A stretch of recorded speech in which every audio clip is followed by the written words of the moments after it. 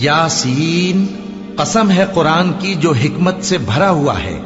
ए मोहम्मद सल्लल्लाहु अलैहि वसल्लम, बेशक तुम पैगंबरों में से हो, सीधे रास्ते पर हो। ये कुरान गालिब व मेहरबान का नाजिल किया हुआ है ताकि तुम उन लोगों को जिनके बाप दादा को खबरदार नहीं किया गया था खबरदार कर दो कि वो गफलत में पड़े हुए हैं। उनमें से अक्सर पर अल्लाह की बात पूरी हो चुकी है, सो वो ईमान नहीं लाएंगे। हमने उनकी गर्दनों में तौक डाल रखे हैं और वो ठोड़ियों तक फंसे हुए हैं, तो उनकी गर्दनें अकड़ी हुई हैं, और हमने उनके आगे भी दीवार बना दी और उनके पीछे भी, फिर उन पर पर्दा डाल दिया तो ये देख नहीं सकते।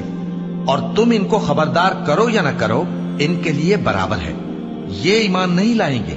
तुम तो सिर्फ उस शख्स को खबरदार कर सकते हो जो इस नसीहत यानी कुरान की पैरवी करे और रहमान से गायबाना डरे, सो उसको मगफिरत और बड़े सवाब की बिशारत सुना दो।